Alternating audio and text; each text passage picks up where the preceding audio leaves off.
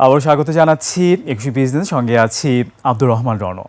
দর্শক, এই অনুষ্ঠানের মাধ্যমে আমরা জানিয়ে দেবো দেশ বিদেশে ব্যবসা বাণিজ্য, অর্থনীতি ও শেয়ার বাজারের সর্বশেষ খবরাখবর।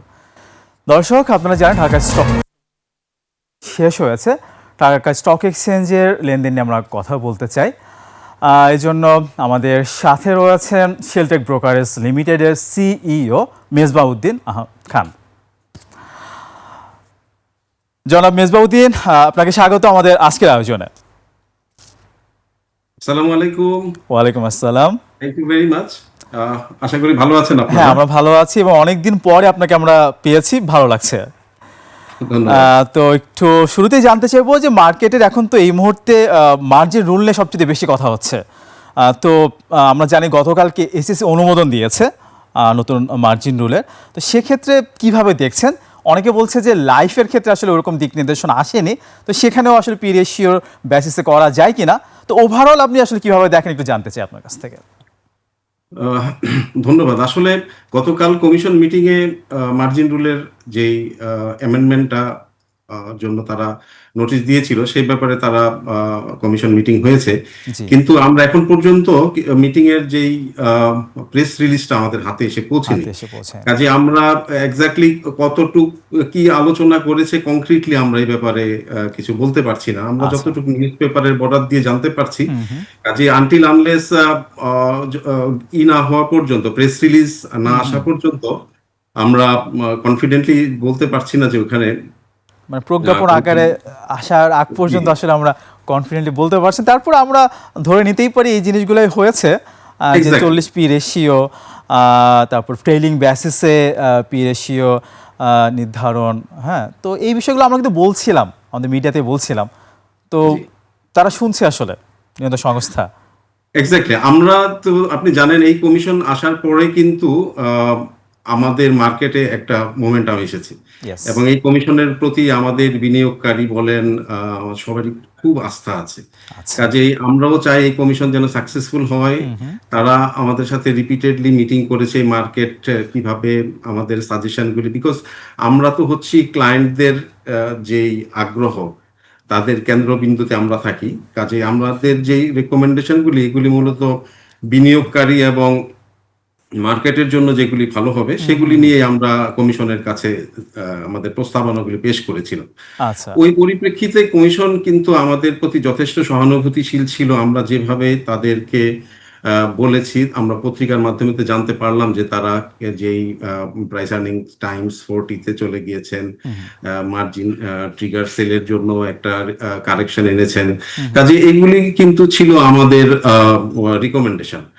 আর লাইফ ইন্স্যুরেন্সের জন্য যেই একটা ডিসপিউট, অনেকে বলে যে লাইফ ইন্স্যুরেন্সে কি হবে। আসলে লাইফ ইন্স্যুরেন্সে যেহেতু ট্রেডিশনাল অ্যাকাউন্টিং করা যায় না, আপনি জানেন এটা অ্যাকচুয়ালি হিসাব করা হয়, সেই কারণে কিন্তু আমরা আর্নিংটা বলতে পারি না। সো স্ট্রেট লাইনে কিন্তু প্রাইস আর্নিংসটা আনা সম্ভব না। এর জন্য একটা বিকল্প তারা ইন্ডেক্স একটা প্রক্রিয়া তৈরি কথা বলছিলেন তারা।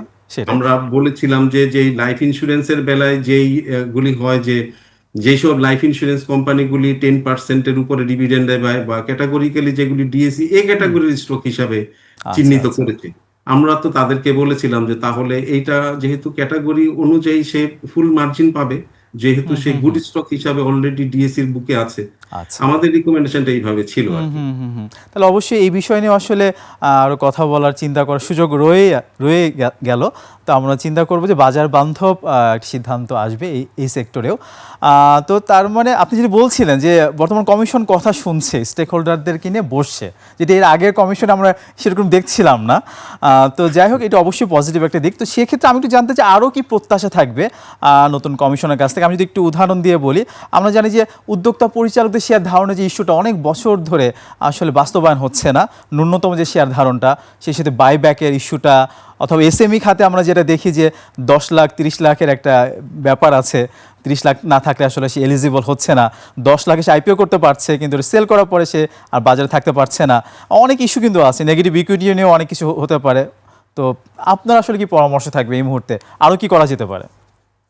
অনেকগুলি পয়েন্ট একসাথে বলে ফেলেছেন। আমি একে একে করে বলি যে উদ্যোক্তা পরিচালকদের যে ন্যূনতম শেয়ার ধারণের জন্য যে আইনটা আছে এটা খুব কার্যকর করতেই হবে। করতে হবে। এটার ব্যাপারে কমিশন যথেষ্ট নির্দেশনা প্রদান করছে। এখন হয়েছে কি যে কমিশন যখনই কোনো স্ট্রিক্ট মেজার নেয় এটা বিভিন্নভাবে বিভিন্ন রকমের ভাবে নিউজ হয়ে গিয়ে মার্কেটে আরেক ধরনের একটা প্যানিকের মতো তৈরি করে আর কি। আচ্ছা তো ওইগুলি তাদেরকেও সুচিন্তিত ভাবেই এগোতে হয়। কাজেই তারাও কিন্তু কাউন্সিলিং করছে, তারা আইনের মাধ্যমে জিনিসটাকে সেটেল করার চেষ্টা করছে যে আচ্ছা এইটাকে ন্যূনতম শেয়ার ধারণ উদ্যোক্তা পরিচালকদেরকে করতে হবে।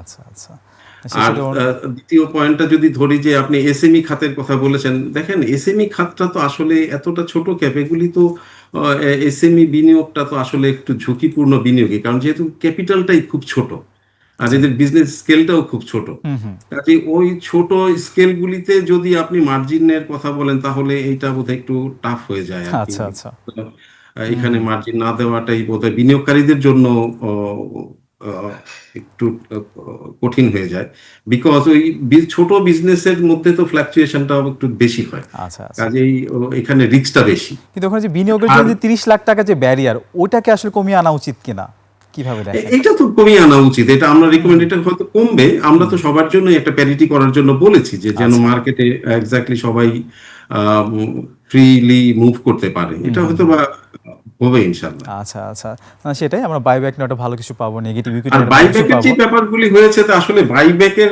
ফর্মুলাটা তো একটু ডিফারেন্ট টাইপের। হুম সো আমাদের এই এই সুযোগগুলি যদি দেয় এগুলি তো অ্যাকচুয়ালি এক ধরনের অপরচুনিটি।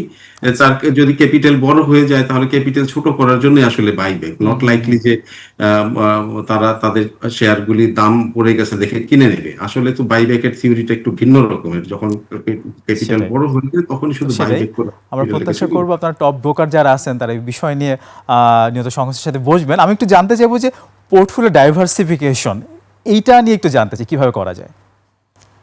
ওয়ান্ডারফুল। আসলে এইটা একটা না, এটা নিয়ে আমাদের আসলে কাজ করার অনেকগুলি ফিল্ড আছে। আমরা আচ্ছা সবসময়, আপনি জানেন যে আমরা বিনিয়োগ শিক্ষার উপর গুরুত্ব আরোপ করি।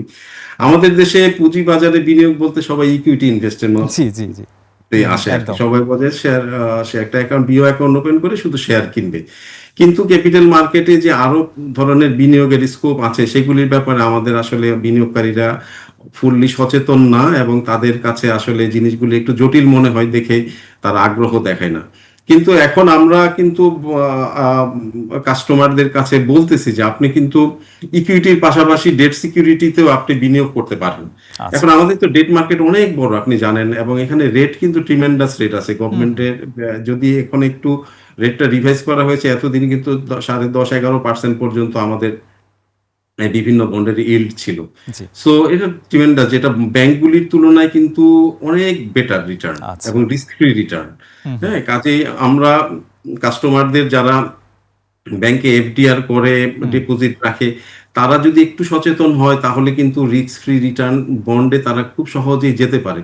আচ্ছা এবং আমরা তো দেখেছি যে আমাদের দেশে ব্যাংকগুলিতে কিন্তু বেশ কয়েকটা ব্যাংক কোলাপস হওয়ার মতো দুর্ঘটনা ঘটেছে। তো ওই বিনিয়োগকারীরা যদি জানতো যে আমাদের বন্ড মার্কেট এতটাই স্ট্রং এবং এখানে রিস্ক ফ্রি থাকে, rate of return is better then banks, আচ্ছা কাজেই তাহলে কিন্তু তারা ওই বন্ডে ইনভেস্ট করে এটা কিন্তু এখানে তো এই ট্যাক্সের সুবিধা তারা পেতে পারে তাই না? Exactly exactly. আচ্ছা এবং আপনি জানেন যে একটা বিরাট অপরচুনিটি আছে আপনার হুম যে হুম ফিক্সড ইনকাম সিকিউরিটিজ বা ফিক্সড ইনকাম বন্ডে যদি কেউ ইনভেস্ট করে। আচ্ছা এইখানে ফিগারটা আপনার 50 লাখ টাকা আচ্ছা পর্যন্ত income tax free. Tax free তো ইজ কোয়াইট বিগ ফিগার। হুম হুম কাজে 50 লাখ টাকা যদি কাউকে আপনার রিটার্ন জেনারেট করতে হয় তাহলে তাকে কমপক্ষে 5 কোটি টাকা, আমি যদি মোরলেস 10% ইল্ডও ধরি, হুম হুম ধর 5 কোটি টাকা তার ইনভেস্টমেন্ট অ্যানুয়ালি, এবং আচ্ছা এইটা কিন্তু সেই স্কেলিং করে ডাবল করতে পারে। হুম হুম হ্যাঁ, যদি ধরেন একজন ইন্ডিভিজুয়াল বিনিয়োগকারী 10 কোটি টাকা বন্ড কিনলো, হুম তো ফার্স্ট ইয়ারে সে 5 কোটি টাকাকে সেল করলে ক্যাপিটাল গেইনটা নিল, ওইখানে সে কোনো ট্যাক্স দিতে হলো না, আচ্ছা তার 5 কোটি টাকার বন্ড রয়ে গেল। পরের আচ্ছা বছর সে আবার 5 কোটি টাকার বিক্রি করে ক্যাপিটাল গেইন করলো, আবার তাকে কোনো ট্যাক্স দিতে হলো না। কাজে যারা বড় ও ক্যাশ হোল্ডার, হুম বড় বিনিয়োগকারী, তাদের জন্য কিন্তু একটা অনেক বড় সুযোগ আছে। আচ্ছা কাজেই এইটা যারা বড় ক্যাশ মোবিলাইজ করে বিভিন্ন ব্যাংকে এফডিআর করে, তারা কিন্তু এই সুযোগটা নিতে পারে। তাদের জন্য আচ্ছা আচ্ছা দুর্দান্ত একটা অপরচুনিটি এটা। ধরেন কোনো বিনিয়োগের 1 কোটি টাকা আছে, তার এটা কিভাবে আসলে ম্যানেজটা করবে? পোর্টফোলিও ম্যানেজটা কেমন হবে? পোর্টফোলিও ম্যানেজ দুই ভাবেই করা সম্ভব হতে পারে। যদি সে ইকুইটিতে ইনভেস্ট করতে চায়, জি। তাহলে তো সে ধরেন তার টাকা দিয়ে শেয়ার কিনলো। যদি তার কাছে মনে হয় যে মার্কেট একটু ওভারহিটেড হয়েছে, বা মার্কেট পড়ার সম্ভাবনা আছে, একটু কারেকশনের সম্ভাবনা আছে, হুম, হুম। সে তার শেয়ারটা বিক্রি করে দিয়ে সে খুব সহজেই কিন্তু ওই বন্ডে ইনভেস্ট করে ফেলতে পারে। আচ্ছা। কাজে সে যদি বন্ডের সাথে সাথে বন্ড মার্কেটে কিছু একটা বন্ড কিনে রাখে, হুম, হুম। তারপরে এটা কিন্তু 2 দিনের মধ্যে সেটেলমেন্ট সম্ভব। আচ্ছা। তারপরে সে বন্ডে ইনভেস্ট করলো, আবার যদি কিছুদিন পরে দেখা গেল যে মার্কেট কারেকশন হয়েছে, মার্কেটে অপরচুনিটি ক্রিয়েট হয়েছে, তাহলে সে আবার ওইখান থেকে তার টাকাটা ব্যাক করে কিন্তু আবার ইকুইটি ইনভেস্ট করতে পারছে। আচ্ছা, আচ্ছা, আচ্ছা। কাজেই কিন্তু সেই টাকাটা যদি কাস্টমার ইসে রাখতো বা ব্যাংকে কোনো এফডিআর ফরম্যাটে রাখতো, হুম, হুম। তাহলে কিন্তু সে আর এই অপরচুনিটিটা জি, পেত জি, না। একদম। কাজেই বন্ড মার্কেটে কাস্টমার কিন্তু এই ফ্লেক্সিবিলিটি হুম, হুম, গুলি হুম। আহ, না, সেটা আমরা দিচ্ছে। প্রত্যাশা করব। ইকুইটি বন্ডের পাশাপাশি আরো টুলস লাগবে বাজারকে ভাইব্রেট করতে। সে প্রত্যাশা নিয়ে শেষ করছি। আপনাকে অনেক ধন্যবাদ আমাদেরকে সময় দেওয়ার জন্য। Thank you very much. Thank you. ধন্যবাদ। দর্শক, এতক্ষণ আমরা পুঁজিবাজার পরিস্থিতি নিয়ে কথা বলছিলাম শেলটেক ব্রোকারেজ লিমিটেডের সিইও মেজবাউদ্দিন খানের সঙ্গে। দর্শক, এবার নিচ্ছি আরও একটা বিরতি। বিরতির পর দেশ বিদেশে ব্যবসা বাণিজ্য ও অর্থনীতির নানা খবরাখবর নিয়ে আসছেন মার্জিয়া প্রেয়সী। সঙ্গে থাকুন।